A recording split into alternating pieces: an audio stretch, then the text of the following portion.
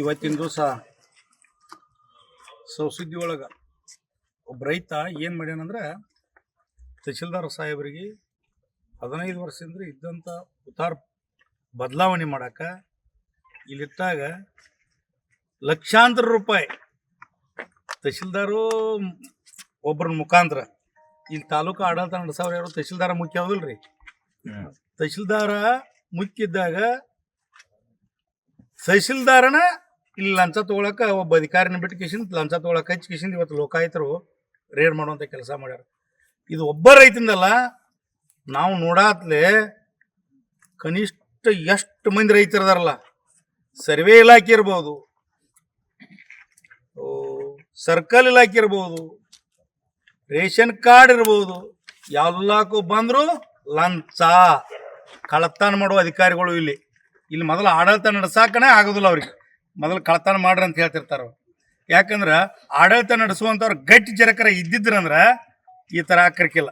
ಮೊದಲಿಗೆ ಆಗ್ಬೇಕಾಗಿತ್ತು ತಹಶೀಲ್ದಾರ್ ಮೇಲೆ case ಆಗ್ಬೇಕದು, FIR ಆಗ್ಬೇಕಾಗಿತ್ತು tahsildar ಮೇಲೆ ಕೇಸ್ ಆಗ್ಬೇಕದು. ಅವಂದೇ ಇದು. ಈಗ ಅವನ ಡ್ಯೂಟಿ ಅವನ ಹಬ್ಬಟ ಬರತ್ತೆ, ಅವನ ಮೇಲೆ ಕೇಸ್ ಆಗ್ಬೇಕದು. ಯಾಕೆ ಈ ಮಾತು ಹೇಳ್ತು ಅಂದರೆ, ಇವ್ರು ಏನಾರು ಈ ಕಳ್ಳರನ್ನೆಲ್ಲ ಕಂದಾಯ ಮಂತ್ರಿಲಿ ಮನವಿ ಮಾಡ್ಕೋತೀವಿ ನಾವು, ನಮ್ಮ ಕರ್ನಾಟಕದ ಮುಖ್ಯಮಂತ್ರಿಲೂ ಮನವಿ ಮಾಡ್ಕೋತೀವಿ. ಏನು ಕಳ್ಳ ಅಧಿಕಾರಿಗಳು ಅದಾರಲ್ಲ, ದಯವಿಟ್ಟು ಇವ್ರಿಗೆ ಹೊಳ್ಳಿ ನೌಕರಿ ಸಿಗಬಾರ್ದು ಅಂತೇಳಿ ಮನವಿ ಮಾಡ್ಕೋತೀವಿ ಸರ್ಕಾರ ಕಡೆ. ಅಂಥ ಕಾನೂನು ತರಬೇಕು. ಎಂಥದ್ದು ಹೇಳ್ರಿ, ಯಾವ ಅಧಿಕಾರಿ ಲಂಚ ತಗೋತಾನೋ, ಯಾವ ಅಧಿಕಾರಿ ಕಳ್ಳತನ ಮಾಡ್ತಾನೋ, ರೈತನ ಸುಲಿಗೆ ಮಾಡ್ತಾನೋ, ಸಾಮಾನ್ಯ ಜನರನ್ನ ಸುಲಿಗೆ ಮಾಡ್ತಾನೋ, ಅಂಥ ಅಧಿಕಾರಿ ಒಮ್ಮೆ ಲೋಕಾಯುತರ ಕೈ ಸಿಕ್ಕ ಹಿಡಿಯೋ ಮುಖಾಂತರ ಏನಾರ ಸಿಕ್ಕಪ್ಪ ಅಂದ್ರೆ ಅಧಿಕಾರಿಗೆ ಹೊಳ್ಳಿ ನೌಕರಿ ಸಿಗಬಾರ್ದು. ಅಂಥ ಕಾನೂನು ತರಬೇಕು. ಕಂದಾಯ ಮಂತ್ರಿಗಳೇ, ನೀವು ಸಾಮಾನ್ಯ ಜನರ ಪರ ಅದಿರಿ, ರೈತರ ಪರ ಅದಿರಿ ಅಂತೇಳಿ ನಾವು ಘೋಷಣೆ ಮಾಡ್ತೀವಿ. ಅಂಥ ಕಾನೂನು ಜರಕರ ತರದ್ರಕ ನೀವು ಕಳ್ಳರದಿರಿ. ಕಂದಾಯ ಮಂತ್ರಿ ಇರ್ಬೋದು, ಕರ್ನಾಟಕದ ಮುಖ್ಯಮಂತ್ರಿ ಇರ್ಬೋದು, ಹೇಳಕ್ ನಾವು ಸಾಬೀತು ಪಡಿಸ್ತೀವಿ. ಯಾಕೆ ಮಾತು ಹೇಳ್ತೀನಂದ್ರೆ, ಆಡಳಿತ ಅಂದ್ರೆ ಹೆಂಗಿರ್ಬೇಕಂದ್ರೆ, ಕರ್ನಾಟಕದ ಮುಖ್ಯಮಂತ್ರಿಗಳೇ, ಕಂದಾಯ ಮಂತ್ರಿ ಕೃಷ್ಣ ಬೈರೇಗೌಡ್ರೆ, ಯಾಕೆ ಎಂಥದಿರ್ಬೇಕಂದ್ರೆ, ಯಾರು ತುಡುಗು ಮಾಡ್ತಾರಲ್ಲ, ಈ ರಾಯಬಾಗ್ ಬಸ್ ಸ್ಟ್ಯಾಂಡ್ದಾಗ ಒಬ್ಬ ಕಿಸೆ ಹೊಡಿತಾನಲ್ಲ ಕಳ್ಳ, ಇವತ್ತು ತುಡುಗು ಮಾಡಿ ಸಿಕ್ಕದನಲ್ಲ, ಅವಾಗ ಯಾವ ಶಿಕ್ಷೆ ಹಾಕಿದ್ಲ, ಈ ಕಳ್ಳರಿಗೂ ಅದ ಶಿಕ್ಷೆ ಆಗಬೇಕು. ಅಂಥ ಕಾನೂನು ತರಬೇಕು. ಕರ್ನಾಟಕದ ಮುಖ್ಯಮಂತ್ರಿ, ನಿಮ್ಮನ್ನು ಸ್ವಾಗತ ಮಾಡ್ತೀವಿ, ದೊಡ್ಡ ಮಾಲಿ ಹಾಕ್ತೀವಿ, ದೊಡ್ಡ ನಮ್ಮ ಪರ ಅಂತೇಳಿ ನಾವು ನಿಮ್ಮನ್ನು ದೊಡ್ಡ ಖುಷಿದಿಂದ ನೋಡ್ತೀವಿ. ಇಲ್ಲದೆ ಇದ್ರೆ ಇಂಥ ಕಳ್ಳರು ಎಲ್ಲೆಲ್ಲಿದಾರಲ್ಲ, ಇಂಥ ಕಳ್ಳರಿಗೆ ಹೊಳ್ಳಿ ನೌಕರಿ ಕೊಡುವಂಥ ಕೆಲಸ ಮಾಡಿ, ಹೊಳ್ಳಿ ತಹಶೀಲ್ದಾರ್ ಆಫೀಸ್ದಾಗ ಕೆಲಸ ಮಾಡುವಂಥವ್ರು ನೀವೇನಾರು ನೌಕರಿ ಮಾಡುವಂಥ ಕೆಲಸ ಮಾಡಿರಿ ಅಂದ್ರೆ ನಿಮಗೂ ಮಂತ್ಲಿ ಬರ್ತೈತಿ ಕರ್ನಾಟಕದ ಮುಖ್ಯಮಂತ್ರಿ, ನೀನು ಅದ್ರಾಗ ಪಾಲ್ದಾರಿ ಅಂತೇಳಿ ಕೇಸಿಂದ ನಾವು ಘೋಷಣೆ ಮಾಡ್ಬೇಕಾಗೈತಿ. ರೈತರೆಲ್ಲರೂ ಕೂಡಿ ಎಚ್ಚರಿಕೆ ಕೊಡ್ತೀವಿ, ಸರ್ಕಾರಕ್ಕೆ ಮೊದಲು ಎಚ್ಚರಿಕೆ ಕೊಡ್ತೀವಿ. ಸರ್ಕಾರ ಭಾಳ ಎಚ್ಚರ ಆಗಿರ್ಬೇಕಿದ್ರಾಗ. ದಯವಿಟ್ಟು ಈ ಸಂದರ್ಭದೊಳಗೆ ಲೋಕಾಯುತರಿಗೆ ಧನ್ಯವಾದ ಹೇಳ್ತೀನಿ ನಾನು.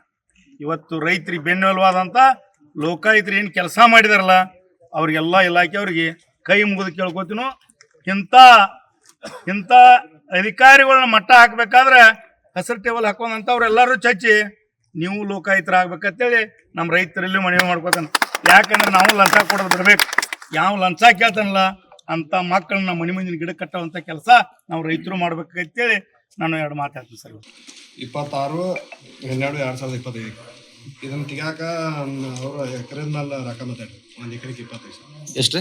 25,000. 8 ಎಕರೆ ಐತ್ರಿ. 4 ಎಕರೆ 14 ಗುಂಟೆ 1 ಲಕ್ಷ. ಈಗ 80,000 ಕೊಟ್ಟದು. ಮತ್ತು ಈಗ ಇದ ಸರಿ ನಂಬರ್ ಆರ್ಡರ್ ಐತಿ. ನಮ್ಮ ಅಂತ 1.5 ಎಕರೆ ತೆಗ್ದಾರ ಅವ್ರು. 1 ಎಕರೆ 20 ಗುಂಟೆ ಅದ ತೆಗ್ದಾರ. ಅದನ್ನ ಆದೇಶ ಕಾಪಿ ನಾವು ಅದನ್ನು 20,000 ಕೊಟ್ಟು ತಗೊಂಡಾರ. ಅದನ್ನ ಯಾರು ಗೊತ್ತಿಲ್ಲ. ಅದನ್ನ ಆದೇಶ ಕಾಪಿ ತಗೊಂಡಿದ್ವಿ. ಇವತ್ತಾರ್ದಾಗ ಹಿಂಗೆ ಶರತ್ತ ತೆಗ್ದಾರ. ಅದನ್ನ ನಿಮ್ಮ ಕಡೆ ಅಮೌಂಟ್ ಯಾರು ತಗೋತಾರ? ಇವ್ರು ಚಂದ್ರಶೇಖರ್ ಮುರಟಗಿ ಸರ್. ಏನದಾರ ಗ್ರಾಮ ಲೆಕ್ಕಾಧಿಕಾರಿ ಕೇಸ್ ಹೊರಕತ್ತ. ನಿಮ್ಮ ಹೆಸರೇನ್ರಿ? ಶಿವಾನಂದ್ ದುಂಡಿಗಿ. ಈಗ ಎಷ್ಟು ದಿವಸ ಆಯ್ತು ಇದು ನಡೆದ ಸರ್? ಇದ್ರಿ 26/12/2025 ಫೆಬ್ರವರಿ.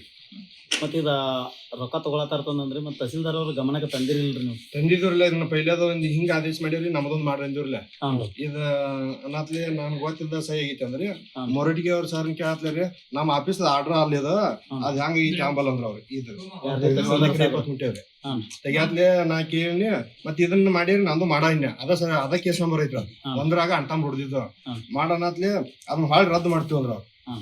ಮಾಡಿದನ ಹೊಳ್ಳಿ ಮತ್ತೆ ಯಥಾಸ್ಥಿತಿನ ಈ ತೆಗದಾರ್ಲೆ ಗೊತ್ತಾಗ್ಲಿ ಇದನ್ನ ಹೊಳ್ಳಿ ಹಿಂಗ ಕುಣಿಸ್ತು ಅಂದ್ರ ನೀ ಅದನ್ನ ಹೆಂಗ್ ಕುಣಿಸ್ತಿ ಕುಣಿಸು ಮತ್ತ ಅನ್ಯ ಹಾಂ. ಅನ್ನಾದ್ಲೆ ಹಂಗ ಒಂದಿಟ ಒಂದ್ ವಾರ ಹೋತ್ರ ಅದು ಹಾಂ